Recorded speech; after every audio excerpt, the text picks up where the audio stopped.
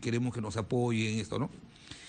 Y hubo ahí un incidente anecdótico, porque los que se opusieron a esa propuesta de los 7 días fue Vicente Ceballos, que era del partido de gobierno. En fin, sabemos muy bien que su experiencia parlamentaria es vasta, que usted es un abogado y nos quiere convencer de que es un problema puramente administrativo. ¿Pero qué pasó? Vamos a ver si el otro invitado para terminar, la señora exigió luego que su punto del debate anterior de la Procuraduría se viera con urgencia. Entonces ella no debió pedirlo porque esa es una prerrogativa. O sea, reglamentos, procedimientos. No hay un trasfondo acá.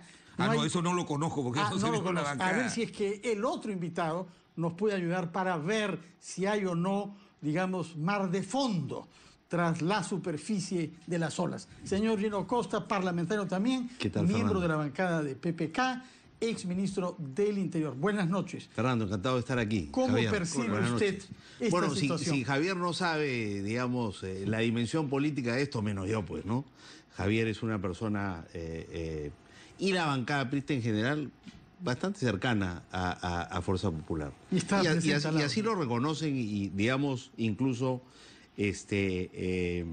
se propone jugar un rol de bisagra, ¿no es cierto?, con el resto de fuerzas políticas. O sea que hay una mayor cercanía que la que tenemos nosotros, por ejemplo. De manera que yo no me atrevería a dar un juicio político. Además, querer decir, ya sabía que usted pensaba petardear mi proyecto. Sobre todo lo que me preocupa aquí, ya sabía qué. Así es. O sea que ya tenía la idea previa de que hay dos polos diferentes. ¿O no, señor Velázquez Quezquén? Lo que pasa es que Úrsula Letona hizo una digresión a propósito de una intervención que Jenny está planteando que los procuradores tengan autonomía constitucional. Y el proyecto que yo he presentado plantea que sea siendo constitucional de menor categoría, que en el derecho constitucional se llama organismo de relevancia constitucional. Y y Úrsula Letona dijo, quiero explicar a qué se ha referido el congresista, eso, y ahí surge el incidente, ¿no? Nos estamos acercando, Gino Costa, ya no solamente procedimiento y reglamento, sino hay un tema de fondo. Y entonces, alguna razón personal habrá con la señora Úrsula Letona. ¿Personal, piensa usted? Sí, yo creo que debe ser personal, interna en la bancada, porque esto ha eclosionado. Ahora, la actuación de la señora Vilcatoma, yo quiero entender que es por su inexperiencia, porque hasta en Peruanos por el Cambio, que yo he visto que en la votación para la Defensoría del Pueblo, 5 no han votado a favor, pero eso no ha generado, como dice Mauricio Mulder, una guerra mundial. Ellos han entendido que puede haber discrepancia. La hay en mi bancada, a raíz de una opinión que he dado sobre los sistemas electorales. Mulder, el Castillo, creo que no fue sumamente compartida, ¿no? Estoy de acuerdo. Y eso no significa que hagamos una crisis, porque que sea usted sometido a un proceso disciplinario. Eso erosiona la solidez, la credibilidad de una bancada, por más pequeña que sea, ¿no? Gino Costa, estamos hablando entonces ya sobre un tema de fondo que es aparentemente dos visiones distintas de cómo debe funcionar el sistema de defensa jurídico del Estado. Pero eso no tiene que significar pues una ruptura, ¿no es cierto?, ni una brecha irresoluble en una bancada. Como tampoco lo significó la diferencia que tuvimos en la votación del Defensor del Pueblo o la diferencia que ha tenido Javier con su bancada, ¿no? Me parece que hay una tendencia a magnificar. Veremos en los próximos días. De repente no sé qué. No, mira, yo sí, ahora visto desde adentro, digamos, me da la impresión que los medios están buscando, ¿no es cierto? Ya llegamos pero me parece que es legítimo derecho, pero trato de explicarte. Tienden digamos, a magnificar un poquito lo que son diferencias. Esa es mi impresión y te lo digo. ¿Y qué me dice usted? Ahora, yo sí creo que dijera, los medios, como la opinión pública, son sensibles en general al tema de la corrupción. Y hay una percepción, para bien o para mal, independientemente de sus rasgos psicológicos individuales, que la señora Jenny Vilcatoma encarna eso, guste o no a los partidos políticos. Y hay una reacción susceptible cuando ella dice que la quieren petardear, porque lo que uno puede entender es que están petardeando su voluntad de luchar contra la corrupción. Mira, yo te digo, a mí me gusta la idea de una... Nosotros en el plan de gobierno tenemos la idea de una procuraduría lo más autónoma posible, pero dentro del Poder Ejecutivo. Porque no creemos que el hecho de que tú seas un órgano constitucionalmente autónomo te hace inmune. Al contrario, hace mucho más difícil que la opinión pública y que la influencia en los medios, ¿no es cierto?, hagan que estas instituciones... Mira lo que ocurre, por ejemplo, con el Consejo Nacional de la Magistratura, órgano constitucionalmente autónomo, ¿no es cierto? Ocurren cosas reprochables, hay crítica de la opinión pública, no pasa nada. Mientras que sí, mientras hay que muchos artículos.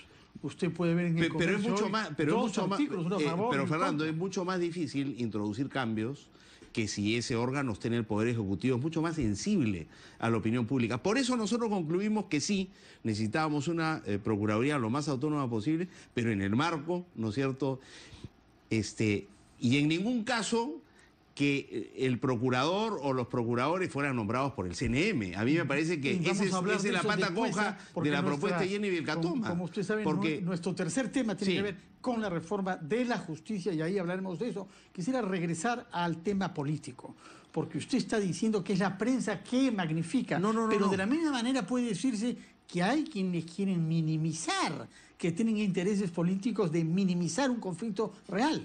También se puede decir eso. Mira, o no, señor, puesto que se sonríe, algo habrá. Yo comparto parte de la reflexión que ha hecho Gino. Es que si no se entiende, si la función política no es pedagógica, el ciudadano que nos está viendo cree que aquellos que ponen una observación, por ejemplo, dicen, yo no creo en un organismo constitucional sea suficiente para... Disculpe, señor, porque estamos en contacto con nuestro compañero don Eduardo Lindo, que nos permitirán escuchar declaraciones del vocero de Fuerza Popular, Luis Galarreta. Adelante, Eduardo. Pedida, solicitada primero por los voceros de la bancada. Declaraciones de Luis Galarreta, vocero de Fuerza Popular, sobre el caso de la congresista Jenny Vilcatoma. Como partido político tiene una estructura que coordina entre su bancada con cada uno de los congresistas. La mesa directiva de la bancada está compuesta por los voceros, los miembros de la mesa directiva del Congreso de la República, la presidenta del partido. El día de ayer los voceros le pedimos a los demás miembros de la mesa directiva una reunión urgente por la situación de la congresista Jenny Vilcatoma. Se decidió ayer proponer a la bancada iniciar un proceso disciplinario porque consideramos que ha habido actitudes infraternas y que no condicen con la unidad de la bancada. El día de hoy, quien habla ha sustentado la posición de la mesa directiva y la bancada ha escuchado no solamente a quien habla, sino a la congresista Vilcatoma por casi 1 hora y media, que ha hablado la congresista Vilcatoma y otros parlamentarios, y después de eso tomó la decisión de iniciar un proceso disciplinario, es decir, apoyar o aprobar el pedido de la mesa directiva de la bancada. ¿Cuánto va a durar ese proceso disciplinario? El proceso disciplinario se ha iniciado.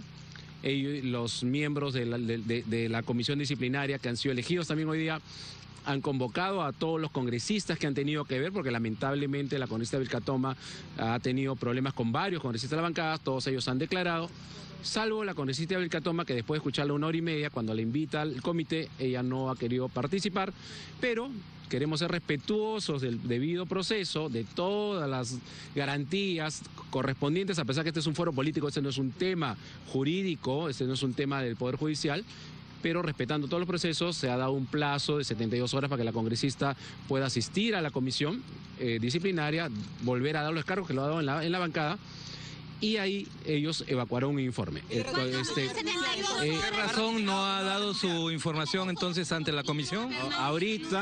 Ahorita estamos en el momento en que el comité disciplinario espera que vuelva, digamos, a confirmar los descargos que la congresista Vilcatoma ha hecho. Quiero solamente volver. Estamos en la multiplataforma de RPP Noticias, declara el vocero de Fuerza Popular, Luis Galarreta. Y 1 hora más a los demás parlamentarios se decidió igual abrirle el proceso disciplinario porque obviamente después de escuchar los descargos la bancada en general tomó su posición. ¿Por qué Jenny Vilcatoma no quiso dar su testimonio? Bueno, las sanciones son desde una amonestación hasta la expulsión de la bancada, pero eso lo evalúa el comité. Yo solamente quiero dejar claro el debido proceso y quiero más bien que el vocero Salaverry explique que nosotros vamos a esperar que el comité nos convoque. Señor Salaverry, ¿qué podría usted manifestar? Que se ha elegido el comité ha sido seleccionado por la propia bancada a propuesta de uno de los miembros de la congresista, lo preside el congresista Juan Carlos del Águila, lo integra la congresista Karina Beteta y el congresista Roy Ventura. Ellos son los que van a enviarle esta carta a la congresista Vilca Toma para solicitarle sus descargos, a pesar que ella ha hablado por más, como lo ha hecho el vocero, por más de hora y media a toda la asamblea, a la bancada en pleno. Bueno, ella ha dado su versión de los hechos, como también lo han hecho los congresistas aludidos o afectados por la declaración de la congresista Vilca Toma. Lo que sí no... Estamos en la multiplataforma de RPP Noticias. El congresista Daniel Salaverry declara a la prensa. El proceso a la mitad, sin dar ningún tipo de explicaciones. Cuando el comité estaba recogiendo las versiones de los congresistas implicados en estos temas, de un momento a otro ella abandonó la reunión, se fue, se retiró sin dar mayor explicación.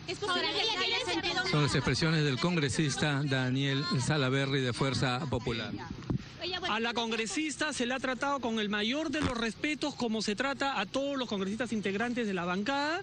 Ella pidió el uso de la palabra, ni bien llegó, se le concedió el uso de la palabra, y por eso que le digo que nos causa extrañeza su reacción y su decisión de retirarse.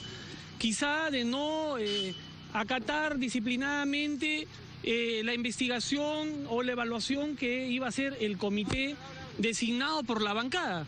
Sin embargo, somos bastante tolerantes y respetuosos de la normatividad interna del partido, y es por eso que se le va a dar un plazo para que ella pueda cumplir con dar sus descargos. Si no da su descargo, ¿qué va a pasar? Si ella no da su descargo, ¿qué es lo que va a ocurrir? Participen en eso porque el reglamento estipula que si es que un congresista no cumple pues con los cauces normales y formales, hay sanciones para ello, como lo ha dicho el vocero, desde una amonestación hasta la expulsión. Ella ha presentado testigos, audios, alguien. ¿Cuál ha sido su argumento, congresista? Ella ha explicado cada uno de los temas que han suscitado en las últimas semanas. Los ha explicado que son además de público conocimiento. No ha mostrado ninguna prueba nueva, no ha mostrado ningún audio, ningún video, ningún testigo. Este hubiera sido el momento perfecto para que ella le pueda mostrar a la bancada alguna prueba. ¿Ustedes han considerado que este suceso? ¿Por qué ustedes han manifestado que esto es una investigación por ser infraterna? ¿Qué situación infraterna ha cometido ella? Y en la comisión Vamos a dejar, de ética, sí, vamos. el tema de la denuncia en la comisión de ética contra Héctor Becerril. Vamos a dejar las cosas claras. Muy bien lo ha dicho el congresista Salaverry, el vocero de la bancada, que Fuerza Popular respeta los procesos, ha habido los plazos, han conversado, se ha escuchado a la congresista Vilca Toma. Me preguntaban que había unos audios, me dice usted, no sé cuáles serán los audios. Sí, no, pero a mí me gustaría saber quién ha dicho eso, quién ha dicho que habían audios. Ya, bueno. ¿Qué tiene que decir usted al respecto de eso? Es preguntada a la señora Obregón sobre la venganza política que ha indicado uno de sus abogados, Álvaro Gutiérrez. En primer lugar, se está desbaratando bajo mi defensa todo lo que se está imputando. Y yo creo aquí que aquellos que han orquestado para que esté presa yo y mi familia, bueno, se verá toda la verdad en el momento. ¿Quiénes son ellos? Bueno, yo dejo eso porque creo que la justicia tiene que ver. Ahora, ¿usted en algún momento reclamó condiciones carcelarias abusivas? Está siendo preguntada ahora sobre las condiciones carcelarias en las que ella ha estado recluida por la presunta venganza política. No se ha respetado el derecho a la presunción de la inocencia.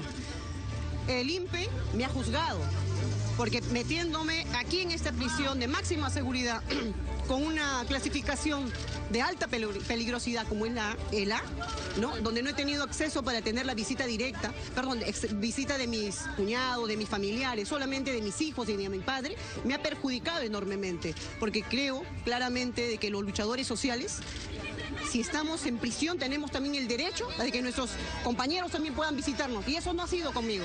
Eso no ha sido con nosotros. ¿Qué sigue para Nancy Obregón ahora? Bueno, eso yo lo dejo para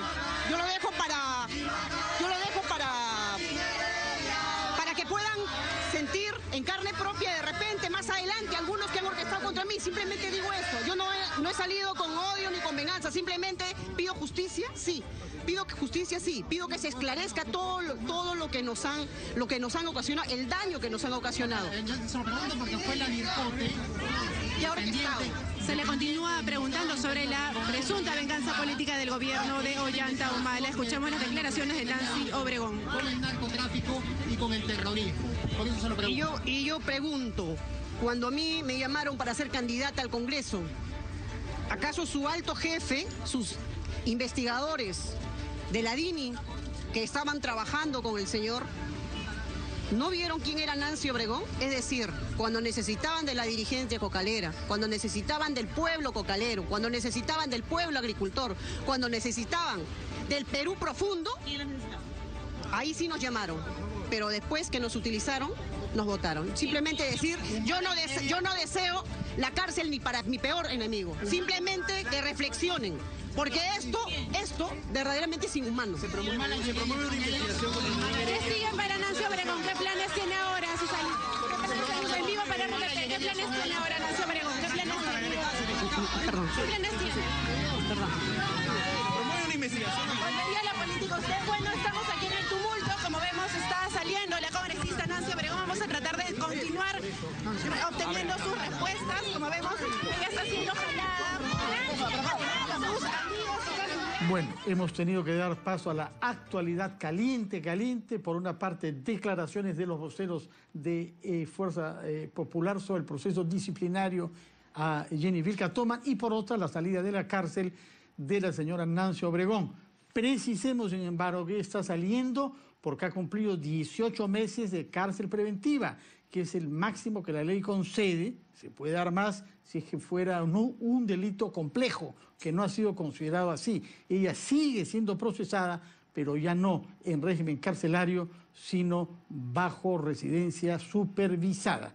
Estamos hablando sobre algo político. Palabras finales sobre este primer tema para ir a nuestro segundo tema. El tema político, como usted sabe, es fricciones o no al interior de la más importante bancada desde el punto de vista cuantitativo, como usted dijo. Lo que hemos visto ahora con la declaración de los voceros después de la reunión, ya me parece que el tema es ya de una mayor gravedad y profundidad. Y es decir, que sale de la bancada por expulsión. Yo sí creo que por lo que se ha dicho, que la congresista ha abandonado su comparecencia al tribunal que se ha instalado por 72 horas, ya me parece que es un tema lamentable, de verdad, te lo digo de verdad. Me parece, señor Gino Costa, reacciones en vivo frente a lo que he escuchado. No, de acuerdo. Parece que ahora, a la luz de lo que hemos visto, esto no es un hecho magnificado por los medios. Está claro que hay. Me alegra la precisión. Había un tema de fondo, no lo han podido resolver. Sí. Algo está pasando, no lo sabremos hasta que no escuchamos a ambas partes y sobre todo hasta que el comité disciplinario se pronuncie sobre el caso, porque lo que hemos visto son declaraciones preliminares. Tiene 72 horas y yo creo que antes va a haber una solución. Bueno, tenemos que ir a una pausa y regresamos con otro tema. Menos, digamos, política y más el viaje del presidente Kuczynski a China, con los alcances y con las promesas que vienen de él. Pausa y regresamos. Son las 7:24 en el Perú, son las 8:24 de la mañana del día sábado en China, país que ya dejó nuestro presidente de la República y que se encamina a Nueva York a la segunda etapa de su viaje de 12 días. Nueva York, donde participará en la Asamblea General de la ONU y donde ha anunciado que se reunirá con algunos presidentes latinoamericanos, particularmente con sus socios de la Alianza del Pacífico. Balance, señor Velázquez, muy positivo. Del viaje de Kuczynski muy positivo y predictible. No hay que olvidar que cuando el presidente Kuczynski gana en segunda vuelta en junio, él dijo que su primer viaje sería a la China. Y tiene mucho que ver. ¿Por qué le digo positivo?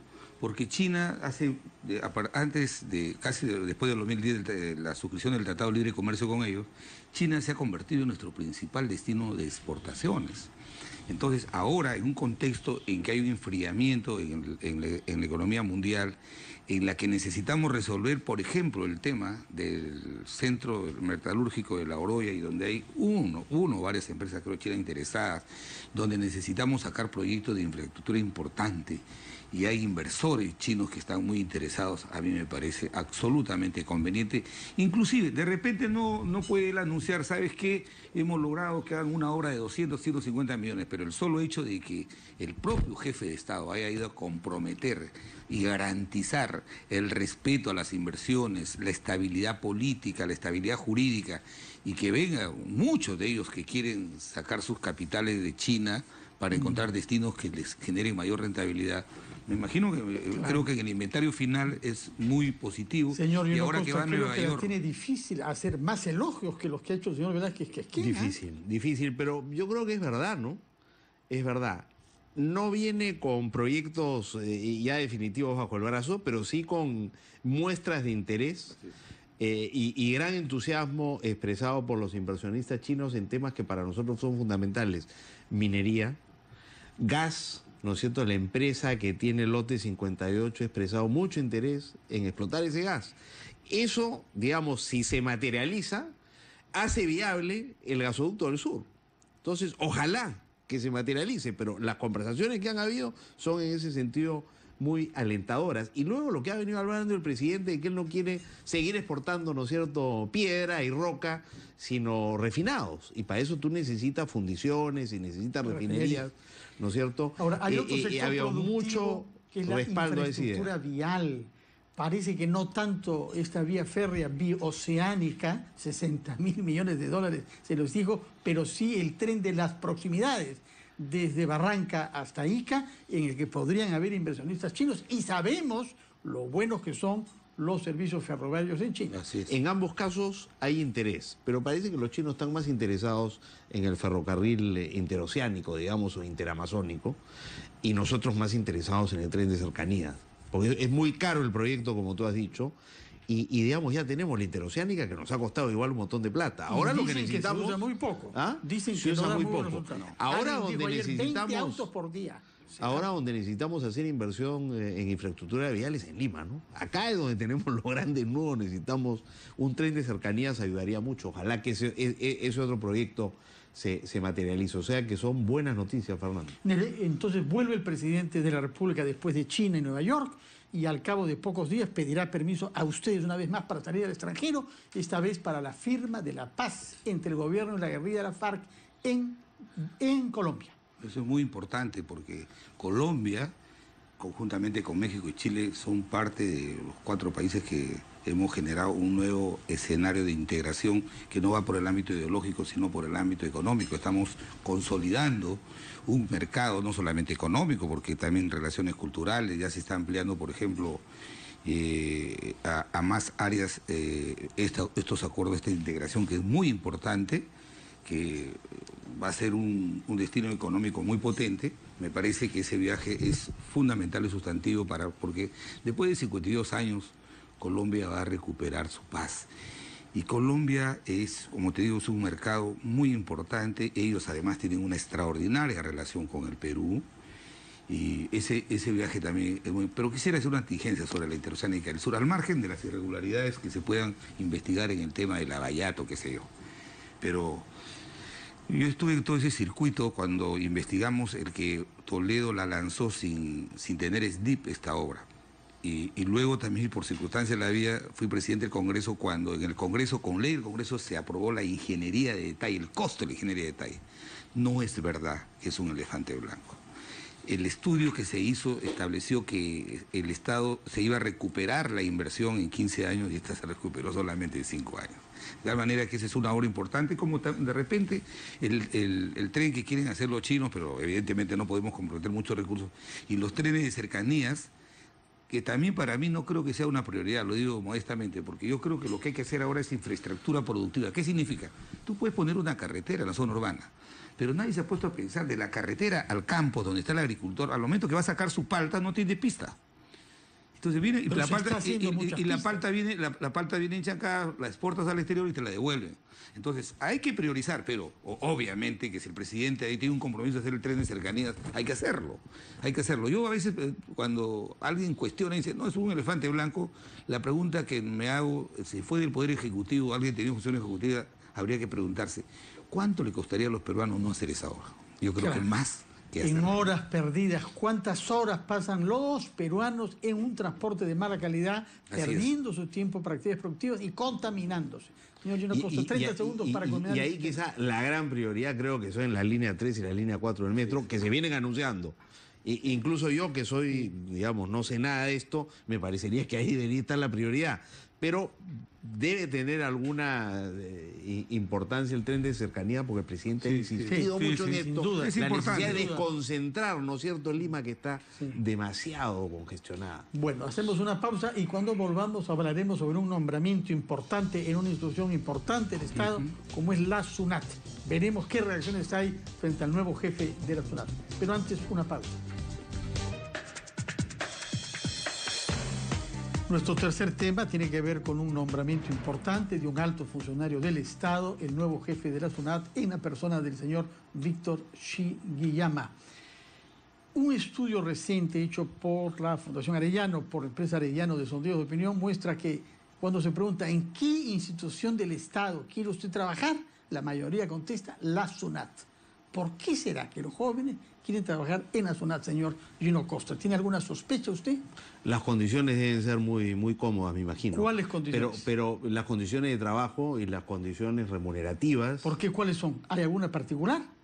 No que yo conozca, digamos. Señor Velázquez, que usted creo que conoce alguna particularidad en lo que cobran los funcionarios de la SUNAT, ¿no? Es que en el gobierno del presidente Humala siempre ha sido así, de todo lo que recauda, la SUNAT, el 2% queda como un recurso propio de la... Que se reparte entre los funcionarios. Y se le dan bonos. Pero no es que se les da bonos cuando hay productividad, cuando recaudan más, cuando evitan evasión. El 2011, cuando entró la señora Quispe, prima de la señora Nadine Heredia, elaboraron un estatuto de trabajo sui generis solo para los trabajadores de la zona, y yo me puse. ¿Será por eso que tantos jóvenes quieren trabajar ahí? Porque incrementaron los bonos a 21, o sea, pero aquí yo quiero actuar con una absoluta objetividad.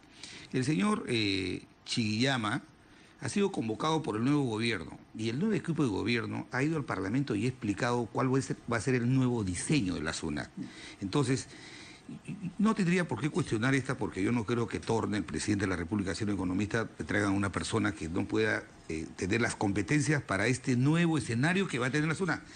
Estos incentivos ya no van a estar en función de la recaudación, sino va a estar en función de cuántos informales incorporas a la frontera de recaudación.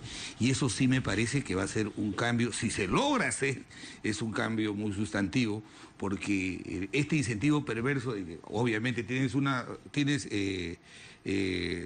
tributarios cautivos, y este 2%, Víctor Andrés García Belaúnde hace 3-4 años denunció que los saldos que quedan de este 2%, 300, 400 millones, los han querido hacer un centro recreacional, sí, ¿no? pues, porque no tienen que gastarlo. Verdaderamente. Entonces, y yo creo que ahora que el gobierno va a tomar el toro por las astas, ya no van a dar estos incentivos en función de cuánto recaudas, sino cuántos informales incorporas. Ganarán unos bonos por plus, eso. Y que lo tengan bien ganado. Señor Costa, otra vez va a tener dificultades de hacer más elogios que los que ha hecho el señor Velázquez sobre este nombramiento. El desafío, Fernando, es una SUNAT más moderna, más tecnificada, más eficiente y más amable, por supuesto.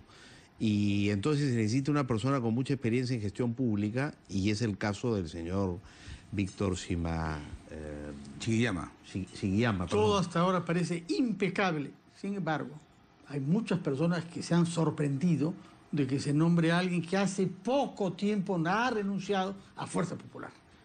¿Cómo lo percibe usted, su señor? Mira, si es la persona más calificada para el cargo y tiene las competencias y es idóneo, yo no veo ningún problema con eso.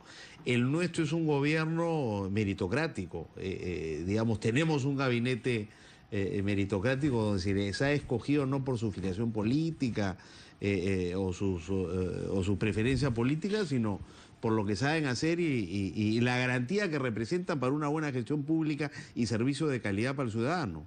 Yo creo que el nombramiento de este señor se enmarca en esa visión y en ese enfoque. El hecho de que la antivíspera haya sido miembro de un partido opositor no le produce ninguna reacción particular. No, mira, es un partido que tiene la mitad de la votación nacional, ¿no? ¿Y eso es una razón para nombrar funcionarios políticos? No, pero tampoco es una razón para vetar a alguien porque ha tenido una vinculación con ese partido. Me dicen que ha trabajado en el plan de gobierno de la señora Keiko Fujimori hace 5 años. Bueno, pero era miembro del partido. Por alguna razón debe haber sido convocado, precisamente por sus calificaciones profesionales. En todo caso, esa es la razón por la que nuestro gobierno lo ha convocado. Y yo creo, como dice Javier, hombre, si PPK, el ministro Torre, han pensado que es la persona idónea, estoy seguro, porque nos estamos jugando mucho en la SUNAT. Entonces, no pueden cometer un error, y estoy seguro que, digamos, su trayectoria académica, profesional y personal ha sido muy bien evaluada para llegar a esa decisión. Señor Velázquez, que es que ustedes, cuando fueron gobierno, seleccionaban con un poco más, digamos, de atingencias a personas que viniesen de partidos opositores. Hubo miembros de otros partidos, hasta gente de izquierda convocaron, ¿no? Sí. Pero como funcionarios públicos en esos puestos claves. Pero, por ejemplo, en este caso, este señor que no lo conozco, ha sido el 95 regidor de Vamos Vecino, ha sido asesor el 2011 de la señora Keiko Fujimori, pero a él lo traen del Banco Interamericano de Desarrollo. Y yo creo que alguna competencia profesional, en el peor de los casos, creo que hay el beneficio de la duda, pero me inscribo en que si el gobierno le está pidiendo facultades delegadas, entonces si ha hecho una mala designación, o sea, va a poner ahí un operador que va a ejecutar una mala política, entonces no hay que darle las facultades.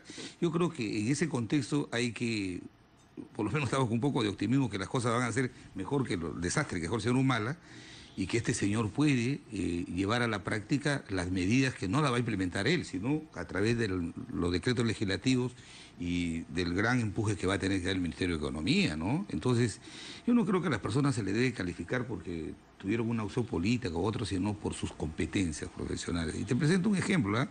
Cuando yo fui primer ministro, yo convoqué como ministro de Comercio al que es actual presidente de la CONFIEP, y fue uno de los mejores ministros que hemos tenido. Entonces, vivimos en una sociedad democrática en la que no nos debemos descalificar por el solo hecho de haber estado en un partido, lo otro, sino qué profesional necesitamos para que pueda esta política pública ponerla en marcha y hacerla con eficiencia, porque el país, ya la verdad, una frustración más no la toleraría.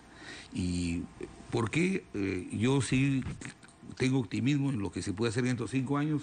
Porque si Pedro Pablo Kuczynski, con todo este equipo de economistas reconocidos, fracasan en el intento de darle legitimidad al modelo de desarrollo, en 2021 puede haber una opción que nos lleve al retroceso en los últimos 20 años. Y eso sí es fatal porque volveríamos a ver al país como Venezuela, como Nicaragua, y yo creo que nadie lo... Sí, por supuesto, todo el mundo está de acuerdo en que no hay que vetar a nadie por su filiación política. La pregunta es si las autoridades del Estado no tienen un equipo de gente de confianza propio, gente que han venido preparando el plan de gobierno para que asuma las responsabilidades, porque hay que estar buscando a gente fuera. Esos son los equipos que están hoy día desempeñándose en la administración pública, pero eso no significa que tú no puedas hacer excepciones. Si necesitas a alguien para la SUNAT y el perfil idóneo para ese cargo no está en tu fila, si lo encuentras al frente, ¿por qué no reclutarlo para que trabaje por el país? Ahora llama la atención, de todas maneras, siendo el derecho tributario una especialización. Así es. Que este señor no tenga ninguna relación con esta formación. Es que la apuesta, Fernando, precisamente es la contraria. No quieren un tributarista. Lo que quieren es un experto en gestión pública y en reforma del Estado.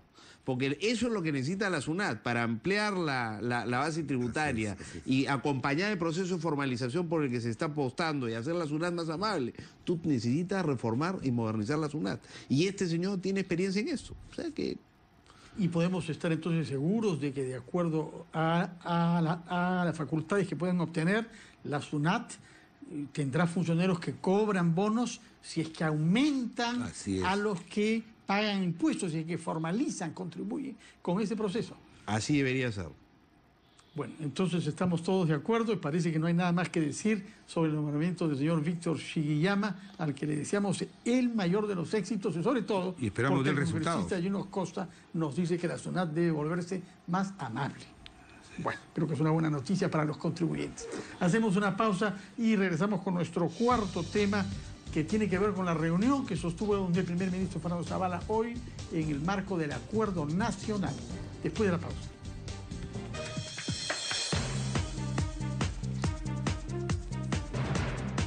Fernando Zavala estuvo el día de hoy reunido con todos los partidos políticos que tienen representación en el Parlamento y con otras autoridades del Estado en el marco del Acuerdo Nacional. Tenemos, creo, sonidos de lo que dijo ahí Fernando Zavala.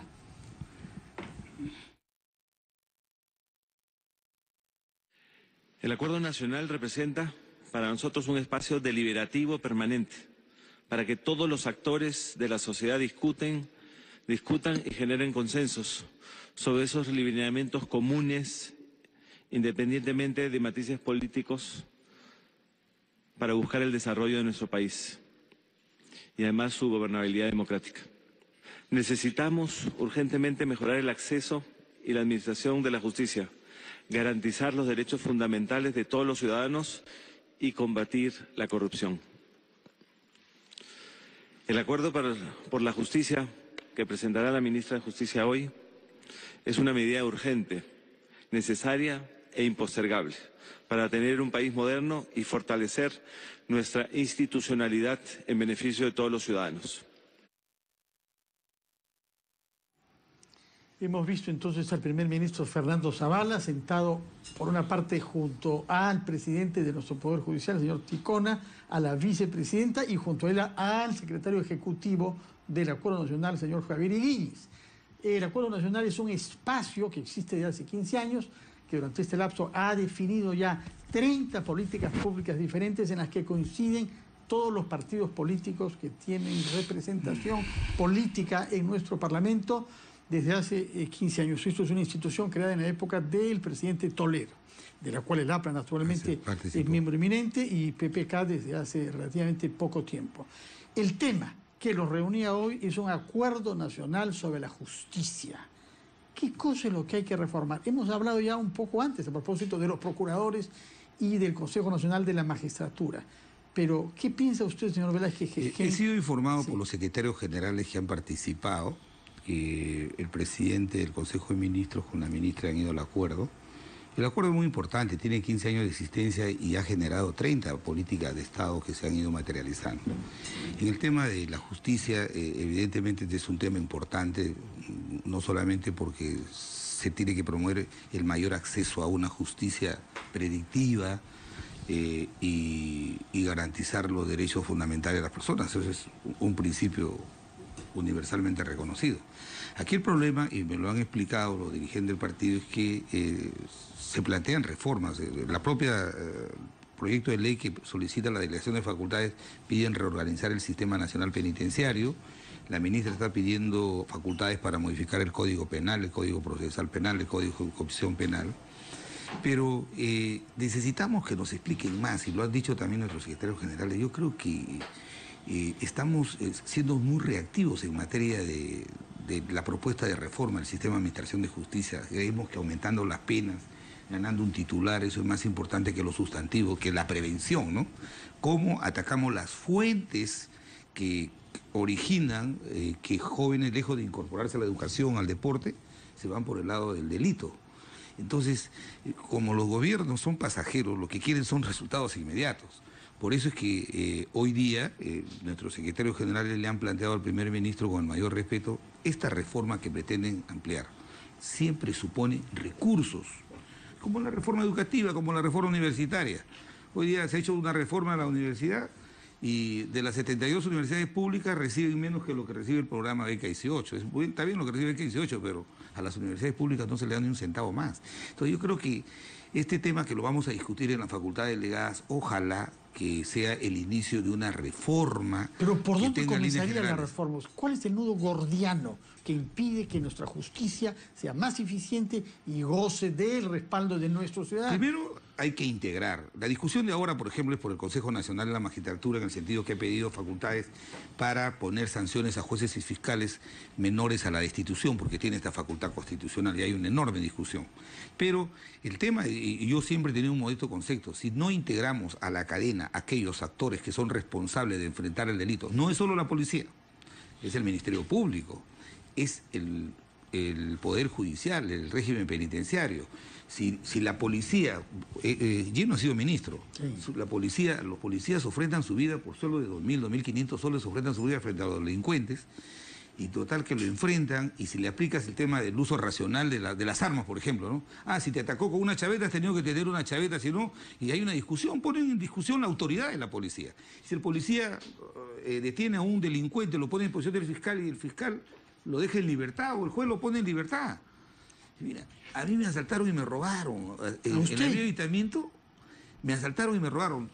Chaparon a los delincuentes, a los 4 meses los volvieron a capturar asaltando y robando. A ver, ¿es culpa de la policía? Pero ya no vaya por la misma vía. Es culpa entonces, de la vía también, es la única vía por la que hay. Pero te digo, fíjate, la cadena de responsabilidad es la que tiene que estar comprometida. Y hasta ahora, por más esfuerzos que se ha hecho, no se ha podido establecer un vínculo muy claro de responsabilidades entre el Ministerio Público, la policía, el régimen penitenciario y en el caso del Consejo Nacional, porque son ellos los que eligen los jueces y los que eligen los fiscales, ¿no? Señor Hinojosa, usted ha sido ministro del Interior, pero también creo que ha sido jefe del INPE, ¿no? También ha sido presidente del INPE. Y sí. está de acuerdo con este diagnóstico bastante sombrío. No hay una buena coordinación entre las instituciones encargadas de hacer frente a la delincuencia.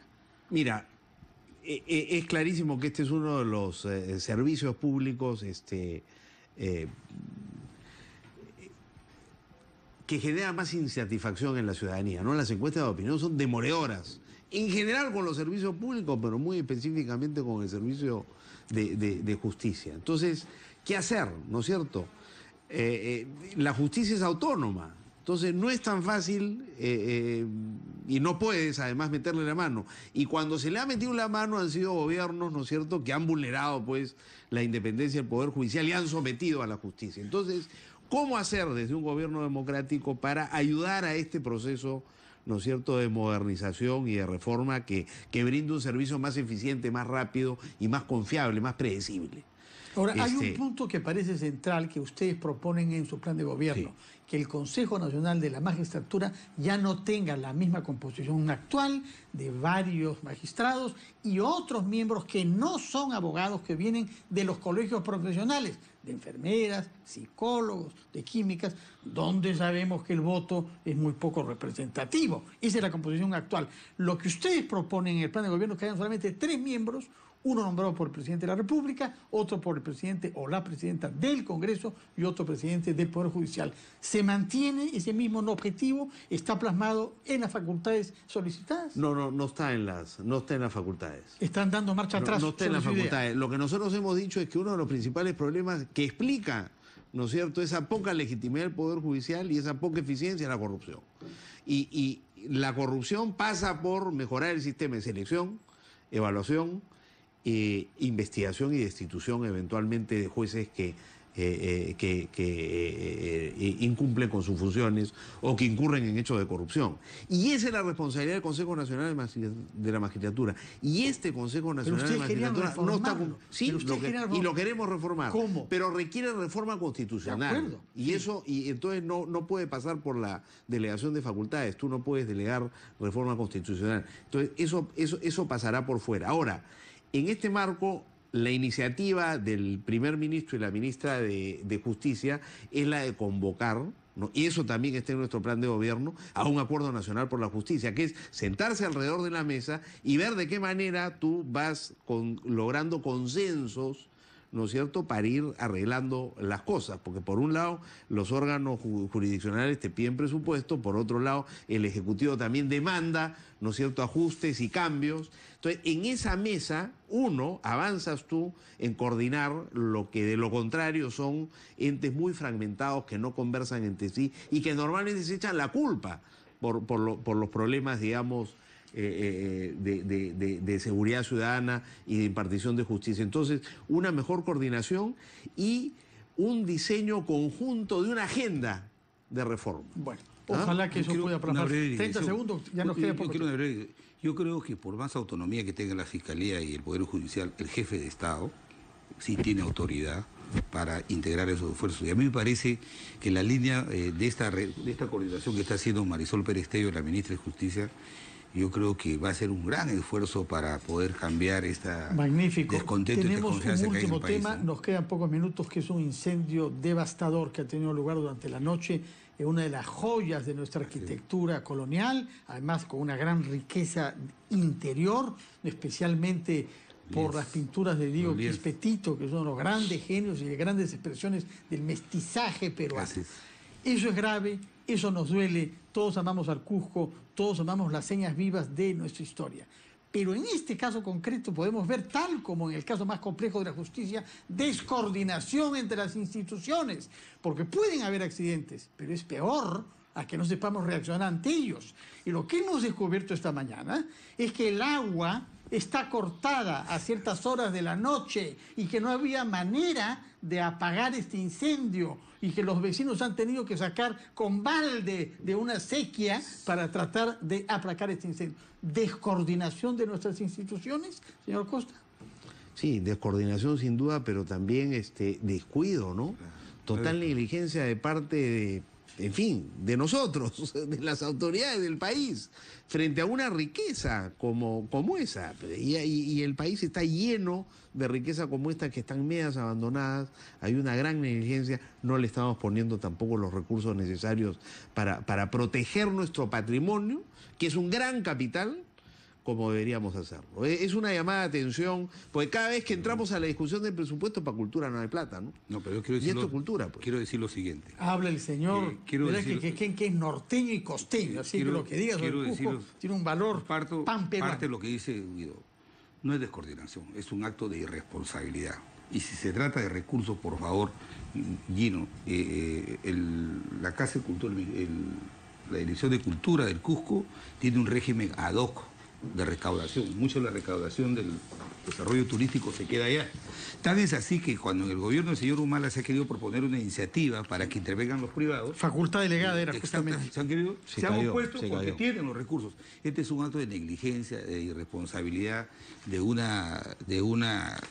esta iglesia que se construyó en el siglo XVI, más o menos, por 1560 más o menos, y que es uno de los valores más importantes históricos que tenemos en el Cusco, y donde han estado muchos los lienzos de Diego Quispe, ¿no? Entonces, si sabiendo, yo he visto cómo el ministro de Cultura ha lamentado este acto, sabiendo la riqueza cultural, este patrimonio de la nación, porque así ha sido declarado, el valor que tiene, ¿cómo es posible lo que tú acabas de decir, perdón, que no tenga agua? Eso no es descuido, no es coordinación. Y ese luego es un acto cables parece mal puesto. No se sabe todavía cuál es la causa exacta, ¿Tú pero crees que eso podría, hay negligencia? Eso podría suceder en Francia. Por favor, esto es una negligencia punible, inexcusable. De verdad, te lo juro, esto debe merecer una investigación, porque si el incendio se ha desarrollado con la intensidad de haber devastado casi el 80%, de todo ese patrimonio irrecuperable, debe tener responsable, ¿no? Ahora, ¿qué cosa piensan ustedes cuando el jefe de la INDECI en el Cusco anuncia que van a hacer inspecciones en las iglesias del Cusco? Creo que hay 40 iglesias en el Cusco. ¿No les parece que está anunciando esto 12 horas muy tarde? Es como la Contraloría con el señor Fuad Curi cuando se desató mataron a Nolasco en Ancash y mandó 40 auditores después de la muerte de Nolasco. Es lo que pasa ahora. Ya no se puede de ninguna manera actuar sobre las cenizas, ¿no? Sí. Y yo creo que aquí lo que hay que hacer es prevenir. Y el ministro de Cultura tiene que tomar directamente cartas en el asunto. Que tiene orígenes cusqueños y hay otros grandes temas de debate ahí, como un hotel que están construyendo ahí, parece, al margen de nuestros compromisos con la UNESCO, que es la que le ha dado al Cusco el título de Patrimonio de la Humanidad. Antes de ser un Patrimonio de la Humanidad, es un monumento nacional, lo era también esta iglesia de San Sebastián. Pero para la preservación cultural sí hay recursos. Sí, tiene un régimen ad hoc. Sí, hay ingresos específicos que queden en el Cusco por el circuito de Machu Picchu. No es esto lo que considera el ministro Nieto, ¿ah? Él se queja mucho de la escasez de recursos para contar con una verdadera... Pero Cusco específicamente tiene ingresos por Machu Picchu. Sí, es su seudónimo. Walter Alba viniendo a pedir $1.500 para comprar un proyector para el Museo Zipán, porque el Ministerio de Cultura no y nos despedimos con un pensamiento entonces hacia los quienes viven en el barrio de San Sebastián, el Cusco, hacia los feligreses de esa iglesia, y nuestra solidaridad moral, ¿no? Frente a personas que ven desaparecer un patrimonio que hemos heredado de hace 20 generaciones. No lo vamos a recuperar. Buenas noches, que tengan todos un buen fin de semana y quedan invitados a una nueva versión de las 5 a las 7 el lunes próximo a las 7 de la noche.